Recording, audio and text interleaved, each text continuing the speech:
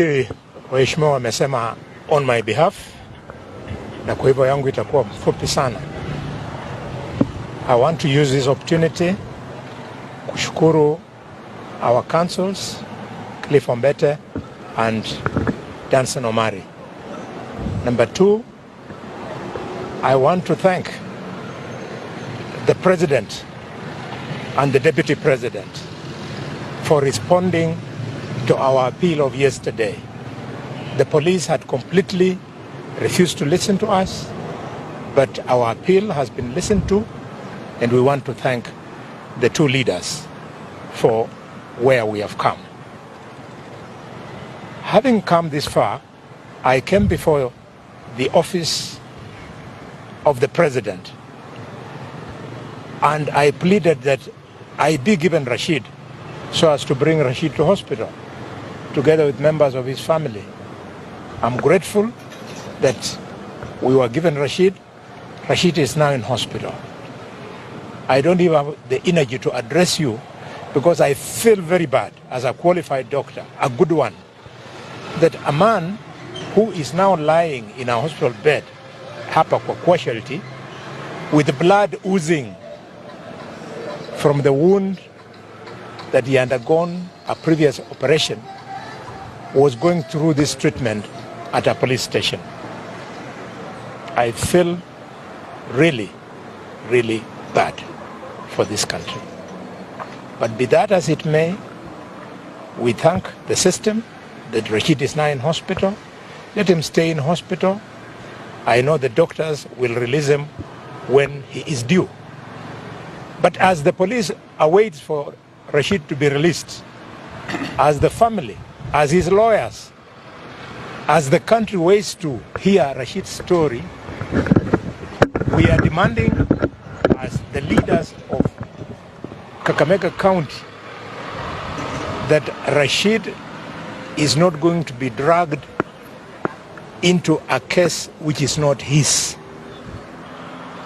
This matter was preceded by one, circulation of material that suggested that the current governor of Kakamega was involved in witchcraft activities. We noted.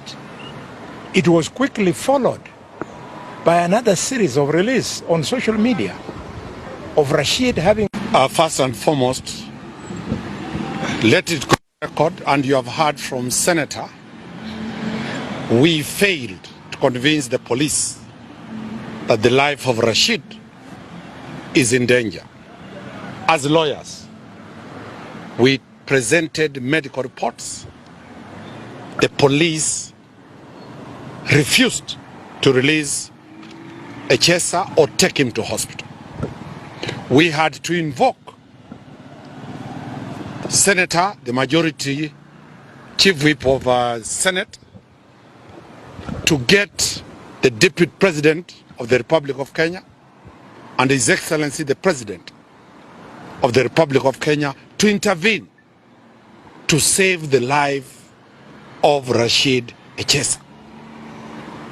Senator Khalwale called the Deputy President and the President and said it is a question of allowing Echesa'S medical access. It is not the question that the head of state or the deputy are interfering with the criminal investigations that are going on. The Deputy President and the President intervened.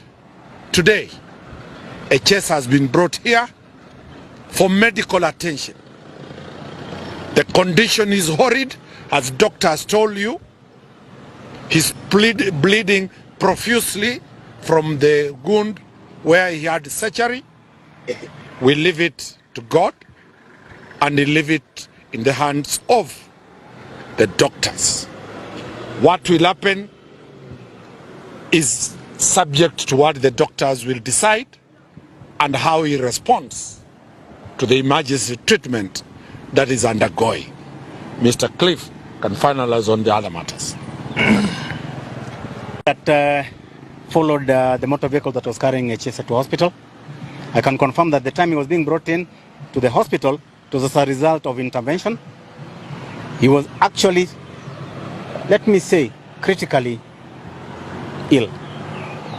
The OCS had to call the officers of CID because she's only a custodian, but she had instructions that he should not be released. She insisted that this person is critically ill.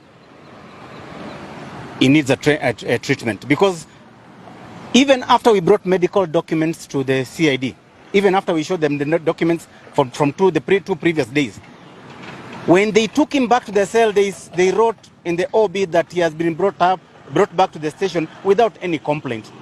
Honestly, isn't this rogue? Be as it may, he has been brought in.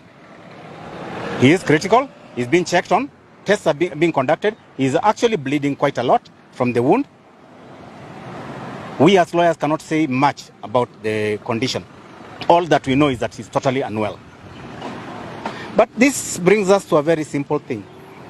And this I must keep on asking. When a complainant has been turned into an accused person or a criminal, we need to start asking questions again, whether our system is working properly or our system is being influenced. Is it being influenced? Yes. Why? When somebody comes and tells you he has used 240 million shillings because he has been extorted, the question would be, what had he done that was so crucial, that was so bad, that was so negative, that he had to get 240 million to cover up? That is a serious question. What was he hiding? If then it is not true, why is he giving false information? 240 million is 240 bundles of 1 million shillings each. How do you carry that? Does it have paper trail? Where did you get it from? Can you be able to prove? If you cannot be able to prove, then you have no case. And until this particular moment, the police have nothing. So I'll ask some, for me, it now cuts across the board. The people of Kakamega, question 240 million, where it came from.